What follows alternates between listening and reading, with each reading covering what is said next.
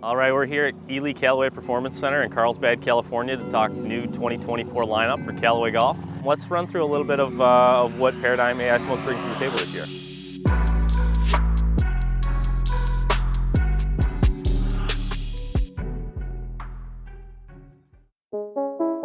We've been working on AI for 15 years, so we have a huge leap forward, and people say, oh, AI, what does it actually do in the golf clubs? Our team had been working on a really exciting project in our innovation space. We have the guys that do the AI work, and they've been coding for a couple of years to try to do something all new in terms of how we model and design and develop the club. You know, people say, like, are they really good quality? I mean, the quality is off the charts.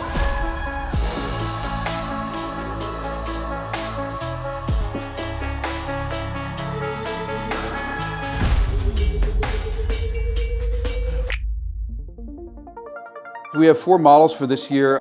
Some things that are similar to last year and some things that are different. So I want to walk you through each of them. Our core model is going to be the Max model. So with Paradigm, it was just called the Paradigm. One of the reasons why we call it the Max is we wanted to give it a name. People were calling it the Paradigm Standard. We're like, there's nothing standard about that. So this is the Max model. It's going to be our most forgiving. It's also our most adjustable. You got the adjustable perimeter weight. You want to hit more of a fade, you put this out to the toe. You want to hit more of a draw, you can put this into the heel. This can work for a lot of different handicaps. But if you need even more draw, if you're the player that's fighting a slice, you're coming in there, you know who you are, and that is a lot of golfers who are fighting a slice. We have a dedicated draw model. So now with Paradigm, we were calling it the X model, but one of the reasons why we wanted to call this the Max D or the draw model is it has about 10 yards more draw than where we were with the Paradigm.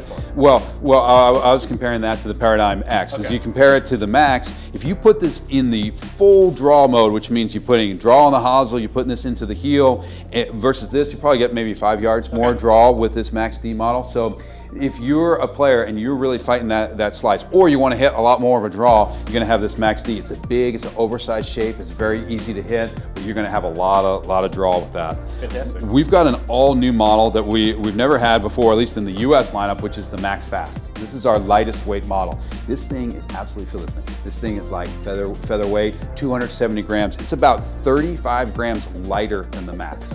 40 gram Tensei shaft, 25-gram grip on this thing. The whole package is very lightweight. Now it has a fixed hosel. That's to help us to save weight. We've got 2 lofts here with 10, 5, and 12. Going to be super easy to launch. So if you're someone who needs more swing speed, Max Fast is right for you. Perfect. And then the final one, the big dog, the big bomber, that is the Triple Diamond, right? This is the one you're going to see out there on tour with some of the best players in the world. 450cc, which means it's a little bit smaller, deeper face. You've got the front back weighting, so you can adjust that 14 and 2 weights for about 200 RPM more spin, but typically going to be the better player. One thing that is different than the Paradigm is a lot more stable on the face. We're seeing in our testing that this is much more stable downrange, so we feel like that can help it fit a wider range of golfers. So typically this would really be kind of your 5 handicap or below. Now we think this could be a single digit player that could get into this, someone who wants that low spin, somebody who wants something that's very workable. That's going to be the Triple Diamond. Typically it's going to be our high swing speed, better player model.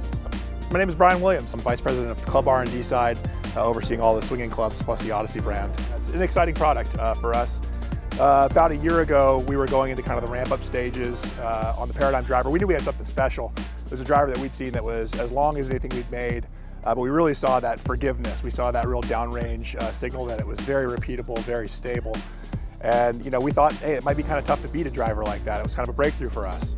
Our team had been working on a really exciting project in our innovation space. We have the guys that do the AI work, and they've been coding for a couple of years to try to do something all new in terms of how we model and design and develop the club. And so they've come up with a way for us to incorporate swing dynamics, how a player delivers the club to the ball, into our modeling, and basically ask our AI supercomputer to solve for a new face outcome. We call it downrange dispersion, where we're talking about how to improve every shot off every location of the face for overall better results for the players.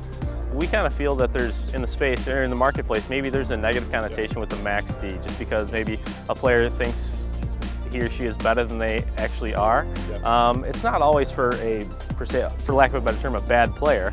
It's designed to obviously help, like you said, a club path that's a little bit open or coming across. Talk about Max D and how that can benefit a player. The Max D product for us is one that we're modeling a swing that's down and across with an open face. That's that guy who fights the slice. And so we're modeling that the face is going to be more often delivered like that than actually neutral and square. And that's different from our standard driver, which is a little less from the outside, a little more up on the ball. And the triple diamond, where we're talking about a player who has a nice centered impact location, swings up on the ball, neutral path. So all different models with all different swings. And we're basically asking the face to deflect in a way that supports that swing and that improves that overall downrange dispersion.